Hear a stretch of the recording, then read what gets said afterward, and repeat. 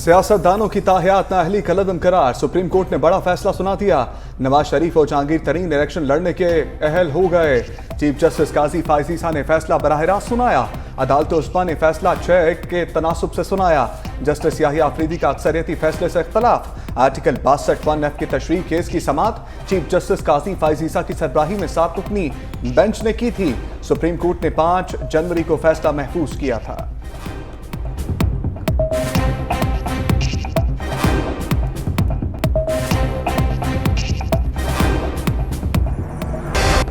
Election commission मुकदमात भुगते या इंतखाबात कराए। क्या पीटीआई ये चाहती है 100% कागजात नामजदगी मंजूर हो जाएं?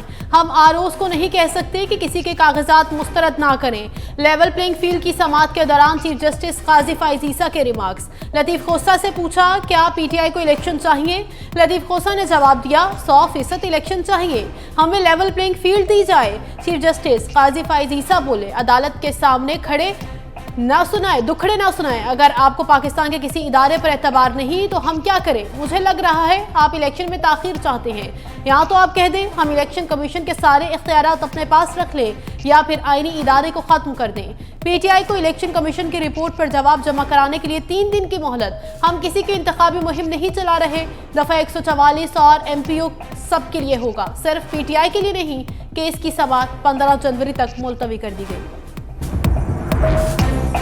पीटीआई को इंतखाबी निशान बल्ला मिलेगा या नहीं? सुप्रीम कोर्ट में दरखास्त पर समाअत 10 जनवरी के लिए मुकर्रर। अदालत ने हामिद खान को बुला लिया। चीफ जस्टिस काजी फायज ईसा ने पूछा हामिद खान कहां हैं, बुलाएं उनको। अगर आप कमरा अदालत में आने की जहमत नहीं करेंगे तो हम क्या करें? केस भी लगवाना है और उठकर अदालत भी नहीं आना।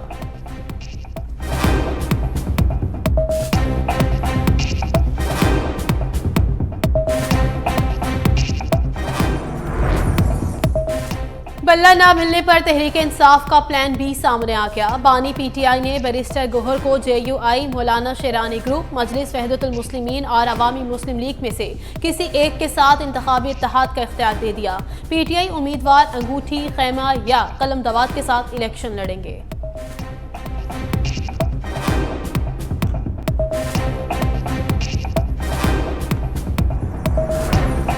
साबिक वज़ीर आला पंजाब परवेज इलाही और अहलिया के रावलपिंडी से कागजात नामजदगी मुस्तरद। डेरा इस्माइल खान से पीटीआई रहनुमा अली अमीन गंजापुर की अपीलें मंजूर। कौमी और सूबाई हलकों पर इलेक्शन लड़ने की इजाजत मिल गई। साबिक गवर्नर मियां अजहर को लाहौर के हलका NA 129 से इलेक्शन लड़ने का ग्रीन सिग्नल। नवाज शरीफ लाहौर से इलेक्शन लड़ सकेंगे या नहीं? ट्रिब्यूनल ने फैसला महफूज कर लिया। कराची से शहबाज शरीफ के कागजात नामजदगी मंजूर करने के खिलाफ अपील मुस्तरद। फहमीदा मिर्जा और जुल्फिकार मिर्जा के कागजात मुस्तरद करने के खिलाफ अपीलें भी मुस्तरद।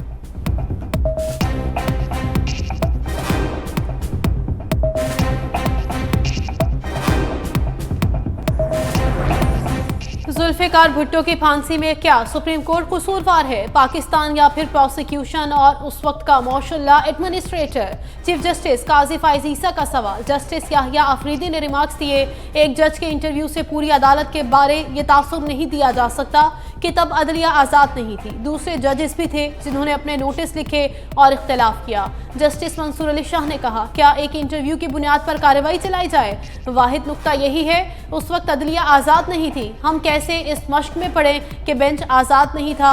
चीफ जस्टिस ने कहा बेंच का तनासुब ऐसा था कि एक जज की राय भी अहम है। एक जज के अक्सरियती फैसले की बुनियाद पर फांसी दी गई। जस्टिस मियां मोहम्मद अली मजहर ने इस्तफसार किया अगर इस केस में अदालत ने कुछ किया तो क्या हर केस में करना होगा? जस्टिस मुसरत हलाली ने रिमार्क्स दिए हमें अपनी तारीख को दुरुस्त करना चाहिए। कलंक का टीका एक खानदान पर नहीं लगा बल्कि इदारों पर भी लग चुका है।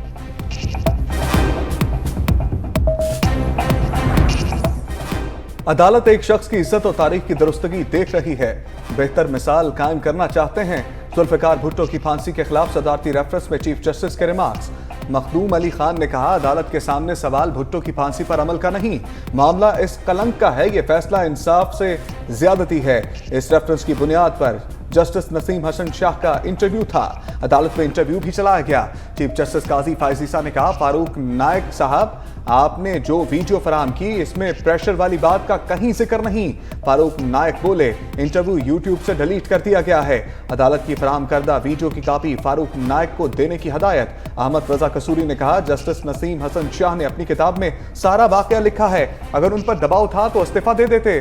चीफ जस्टिस ने कहा, आप हमें ना समझाएं, जो पढ़ना है पढ़ लें। मजीद समाअत फरवरी के तीसरे हफ्ते तक मुलतवी।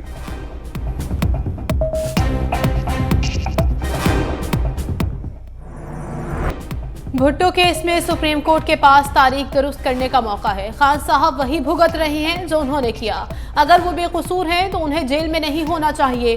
8 फरवरी के इलेक्शन तारीख पत्थर पर लकीर है। Chairman peoples party Bilawal Bhutto की मीडिया से गुफ्तगू, कहा बानी पीटीआई को सबसे पहले तौबा करनी होगी, इंतकाम की सियासत को खत्म होना चाहिए। खान साहब का मौक़िफ़ आज भी वही है, लोगों को फांसी लगा दो। भुट्टो केस पर गुफ्तगू करते हुए बिलावल ने कहा, उम्मीद है चीफ जस्टिस और दीगर जजेस इंसाफ पर मबनी फैसला करेंगे।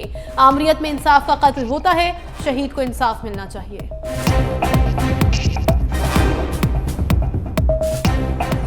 ये सादिक और अमीन और 62-63 एनआरओ निकालने जिसको वॉइड अबनिशिया सुप्रीम कोर्ट ने कहा हुआ है, उसके नीचे कहाँ गया सरे महल, कहाँ गए $60 मिलियन जो पड़े हुए थे अपना स्विस अकाउंट्स में, कहाँ गए वो सारी ज्वेलरी जो वहाँ पड़ी हुई थी करोड़ों रुपए की, कहाँ गए वो कागज़ जो कि एक सफ़ीर पाकिस्तान का ट्रकों में भर के लेकर गया US UK और वहाँ जाके गायब हो गए वो।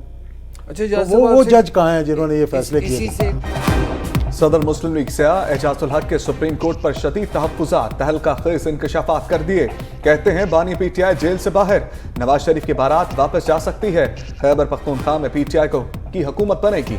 इलेक्शन 6 माह बाद दोबारा हो सकते हैं। मजीद कहा, सुप्रीम कोर्ट गैर आइनी काम कर रही है। ज़ियाउल हक के कत्ल की तहकीकात का कहा तो अमरीका से सख्त जवाब आ गया। एजाजुल हक के मजीद इंकशाफात की तफसीलात आज रात 8 बजे टैलेंट न्यूज़ पर नशर की जाएगी।